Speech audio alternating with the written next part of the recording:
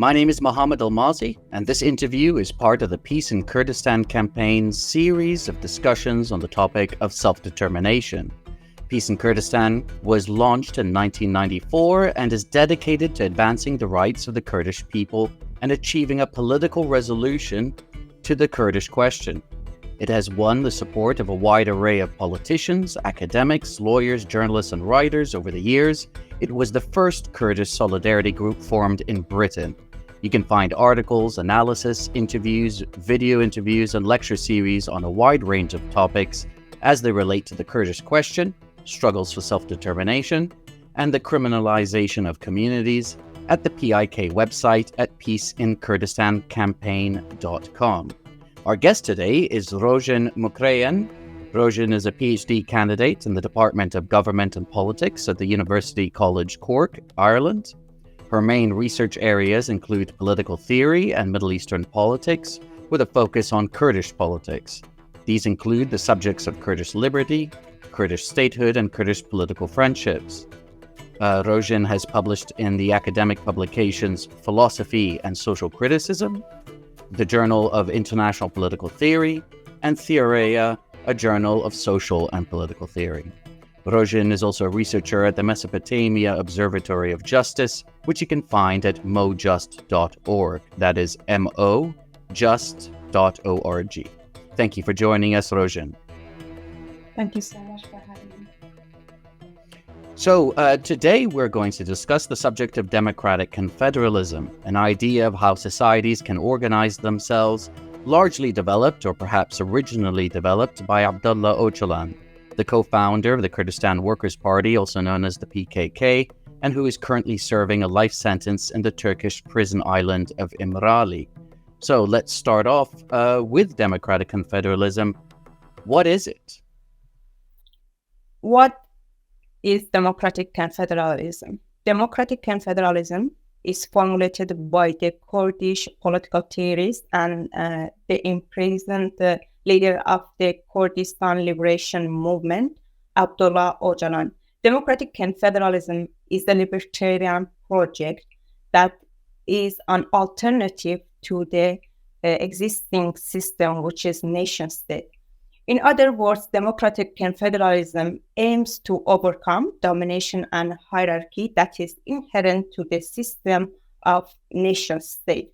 In other words, we can say that democratic confederalism is a network of non-hierarchical political self-administration that is based on ethical politics. We know that in the system of nation-state, politics is the struggle for power.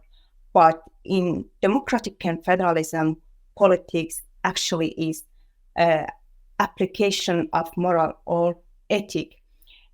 Democratic confederalism, as Öcalan talks about, is a non-monopolistic, it's a multicultural, it's open and flexible system. It tries to create a situation for peaceful coexistence of different identities. It is based on three main pillars. The first one is direct democracy. The second one is the emancipation of women. And the third pillar is ecology.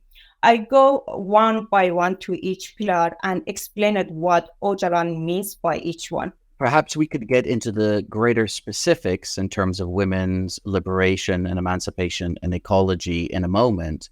But I was hoping that you might be able to place democratic confederalism within the context of the wider context of movements for self-determination. So where would you place democratic confederalism or how would you place democratic confederalism within the context of self-determination? Yes, this is a good question too. How democratic confederalism can bring or cannot bring self-determination for the oppressed nations or for oppressed people. We know that self-determination itself, it is very ambiguous concept. Sometimes some scholars traces back the self-determination to the American and French Revolution. which for me it is part of internal self-determination.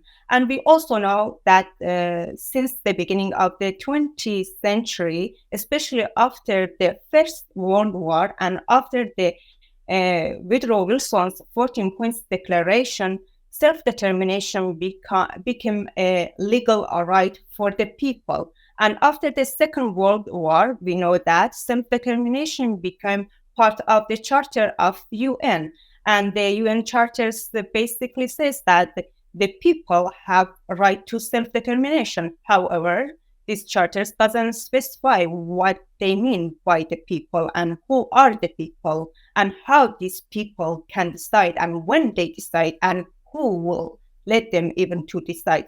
But we know also that most of the national liberation movement, especially after the Second World War, sought national liberation or self-determination based on the idea of Marxist-Leninists, including the Kurdistan Workers' Party that is founded in 1978.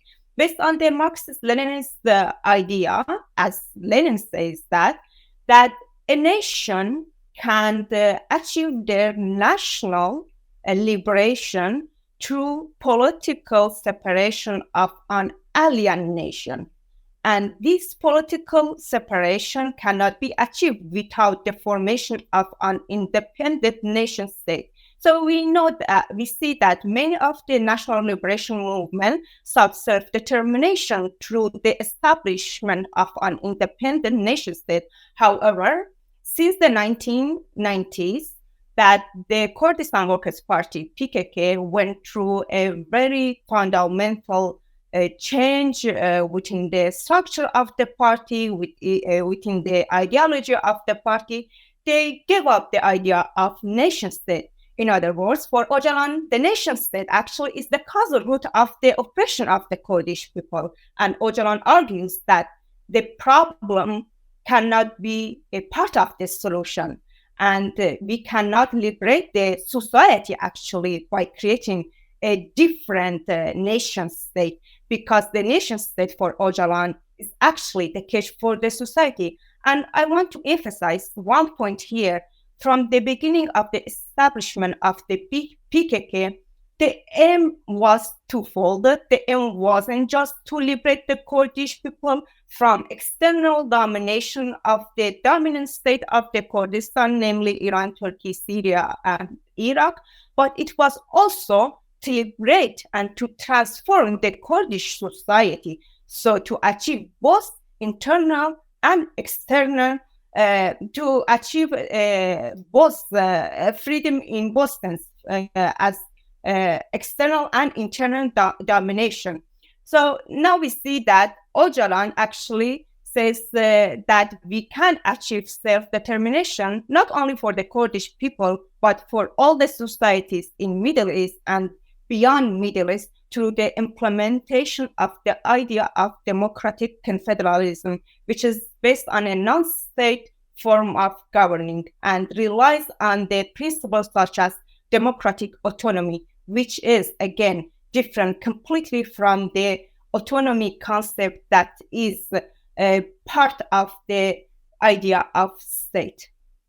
Okay, thank you. So we'll take each point that you raised in turn. You said that there are three guiding principles within the context of democratic confederalism. Briefly, can you explain what is meant by direct democracy? Yes.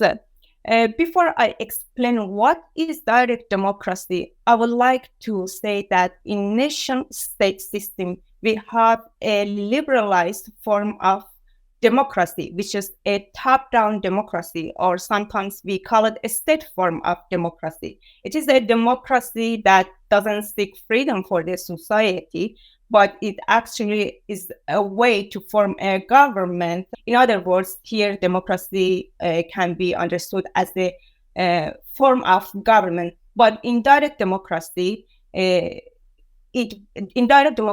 believe in the power of society, and we believe that it is the people, it is the society that should, based on their immediate expression of will, not only to equally participate in deliberation, but also they should equally participate in decision-making process and also equally participate in the implementation of this decision making. So we see here what really distinguishes a direct form of democracy from indirect form of democracy or liberal form of democracy. It is related to the will of the people.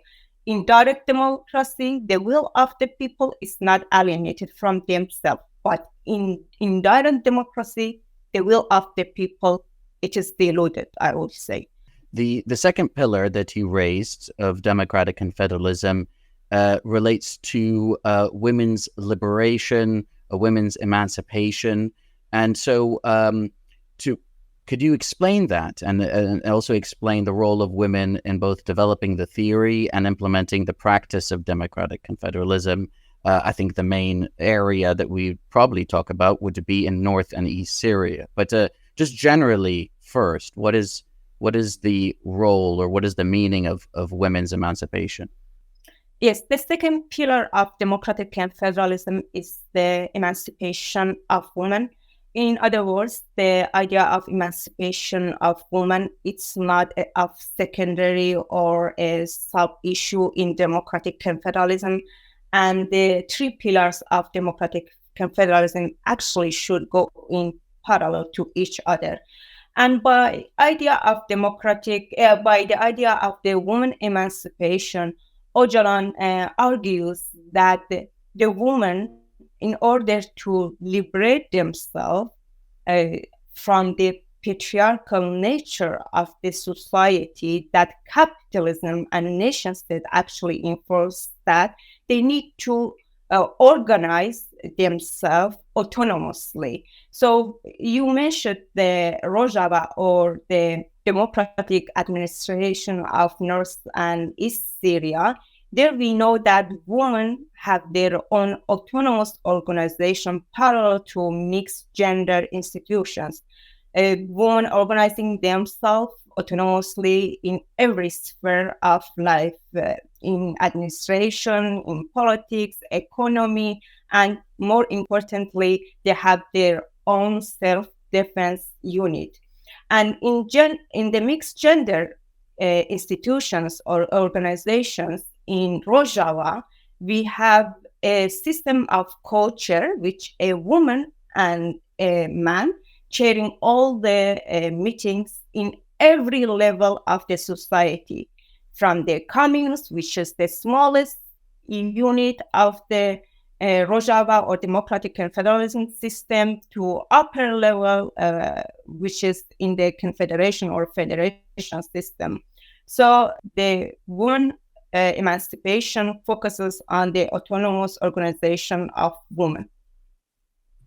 Okay, thank you. And that brings us now to the third pillar of democratic confederalism, which you mentioned. So can you explain the role of ecology and environmental sustainability as part of the theory and practice of democratic confederalism? Yes, the third pillar of democratic confederalism is ecology. We know that we live in a capitalist modernity system, which is based on capitalist economic system, based on industrialization and nation-state system. So in ecology, that I can say it is completely interrelated to the emancipation of women and the first pillar of democratic confederalism, which is a direct democracy. But in ecology, by creating, I would say, even different metaphysics, which we see it in the nation-state system, which is based on individualistic society. In democratic confederalism, it focuses on the society and tries to create a very harmonized and balanced relationship, not only between the humans or individuals in the society, but between the human society and first nature, which Öcalan calls it whatever it is outside of human society, it is a first nature. And through this, the economy is not based on capitalism, it's not based on profit, but it is based on cooperation And we see in Rojava as a practical form of this idea that actually the economy is based on cooperation, and we see that the cooperatives in different level of the society has been organized, and the technology there is a kind of eco-friendly technology. And I would say that the relationship of humans to society is not based on exploitation and domination, but it is based on harmony and the coexistence. I want to really focus on the distribution of power. And I forgot to, in any answer, I forgot to mention, because actually it is so important to emphasize this fact that the power in democratic confederalism is not vertically distributed, it is horizontally, and it's based on a grassroots network of solidarity. You've described democratic confederalism as a libertarian project. What does freedom or liberty look like in a democratic confederalist system? In a democratic confederalist system, liberty understood as a mix of both freedom as self-determination and freedom as non-domination. And I would like to explain both what Öcalan means that the self-determination actually is part of freedom. For Öcalan, self-determination in its collective term refers to the idea that a community or a group of people are free if that group of people, based on their free will, to form their own political life. And in its individualistic term, self-determination refers to the idea that one is free to form its own individualistic life based on her own or his own will. But what do we mean by freedom as non-domination? When we talk about non-domination, I should first explain what do we mean by domination. For Öcalan, which I completely agree with him, one is dominated if one is subject to the arbitrary will of another. So we know here, we can see here that domination comes from the distribution of power. In a nation-state system, power has distributed vertically. This is what we can say, that power in a nation-state system means power over, which causes domination, which causes one to be subjected to the arbitrary of another will.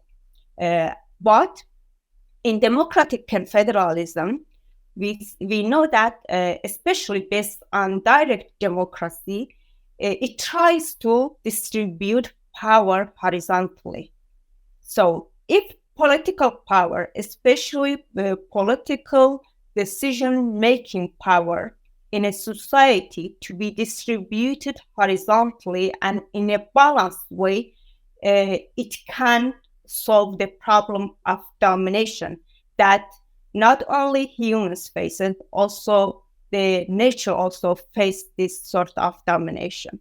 Now that you've described it and you've described the basics of the system, how have we seen it work or not work in practice? What successes and challenges, or even difficulties and failures, have we seen in terms of the actual practical application of the democratic confederalist system as you've described it?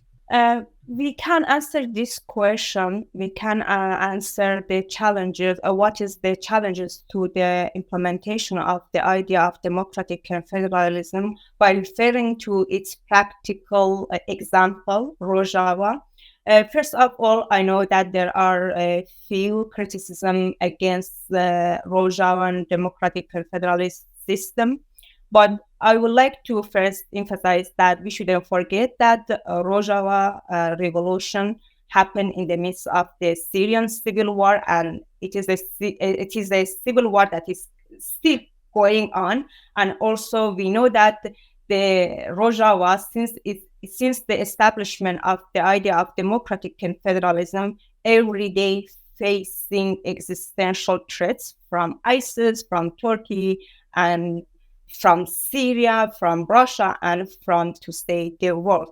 The challenges for the implementation of democratic confederalism in practice, first is the natural, and not natural, but it is the patriarchy that is institutionalized and become a natural phenomena in the society. And it is a challenge for both women and men actually to implement the idea of women emancipation. And we shouldn't forget, even Öcalan himself says the idea of democratic confederalism, to reach its own idealistic form, it needs a very long period. So it is a long durée process. And we know that even patriarchy as the foundation of a system of domination and hierarchy came through a historical process, which Öcalan says that established 5,000 ago with the emergence of civilization. So to overcome patriarchy, and with that to overcome domination and centralization of power and hierarchy, we also need the time. That is one thing. And the other challenge is the world political system that is based on nation state and centralization of power. What democratic confederalism argue is gradually to eliminate the nation state structure, to eliminate the capitalist patriarchal system that dominated the entire world.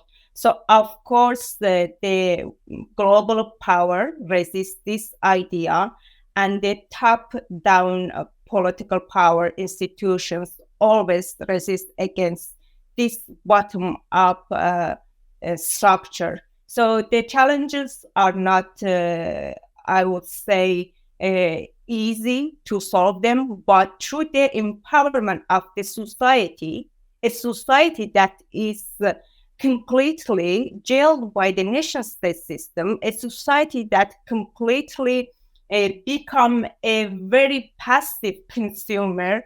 If we empower this society, we gradually can overcome the hierarchical system of nation-state. So you've discussed some of the challenges facing the autonomous administration in North and East Syria and its implementation of democratic confederalism. Could you discuss some of its successes?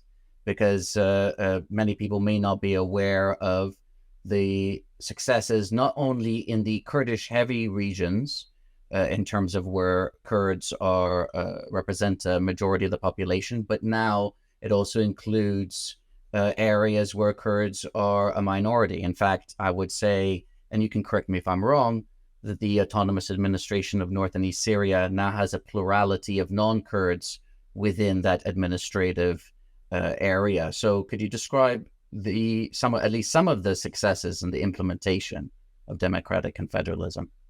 Yes, I think it is very important actually to talk about also the achievement of the autonomous administration of North and East Syria. I will start by saying that actually a woman revolution has started from Rojava, and it is spreading everywhere to other parts of Middle East and to the globe. And one example for that is, I would say that it is the revolutionary movement of Zinjan Azadi in Rojava, Eastern Kurdistan or Northwest Iran, and Iran that is still going on. So we see that the revolutionary seed of Rojava is growing and it's spreading everywhere and goes beyond even the borders of Kurdistan. That is one achievement. And the other achievement, let's talk about Syria itself. I said that one of the aim of democratic confederalism is to create a condition for a peaceful coexistence of different identities. And to create this condition, Öcalan argues for the creation of a democratic nation. And we see that implementation of this idea there. We see that different people with different identities, the different ethnic identities, religion identities, different languages, could live together in harmony and peace in autonomous administration of North and East Syria. And also, let's talk about the women emancipation there. We shouldn't forget that Middle East is one of the most patriarchal society. We cannot deny that. We cannot also deny that even Kurdish society is a patriarchal society. But women and especially YPJ, the Women Protection Unit, could become one of the most important and central part of this idea of democratic federalism in Rojava. And we saw that in fight against the ISIS, how women played important and key role to defeat ISIS, and also to organizing women. They created different organizations and autonomous organization for women, like Congress Star, which is an umbrella organization for organizing women autonomously. And we see something like Jean. We see the coming specific for a woman. Women have women possess their own autonomous council that dealing with women issue. Women become active participants of politics, economy, and all other spheres of life, I say. So they are all achievements, and I would like to say that we know that it's not perfect, but Rojava has proved one important fact, and this is that we can implement the idea of democratic confederalism. Rojava proved that this idea is every day evolving and improving itself, and has the potential to really overcome the centralization of power and to overcome domination and hierarchy that is inherent to the nation-state system. And if people would like to know more, they can not only go to the peaceinkurdistancampaign.com website, but they can also go to the Rojava Information Center, which they will find at rojavainformationcenter.com. Are there any final words that you would like to give on this issue, Rojin, before we close? I would like at the end to say that the idea of democratic confederalism is I would say an exit for the current deep crisis within the global system of nation state. We know that we live in a period that we are facing very existential crises, such as environmental crisis. One part of the world is becoming cold, the other part is becoming hot. One part of the world is becoming poor, and the other part of the world is becoming rich. And democratic confederalism is an exit for this crisis. And I say it is also an inspiration for all the people, especially oppressed people, oppressed groups such as women, worker class, to achieve harmony and peace. Thank you, Rojin, for your time today. And we'd also like to thank the Open Protest Network for helping to record and direct this video. And thank you to everybody else for watching.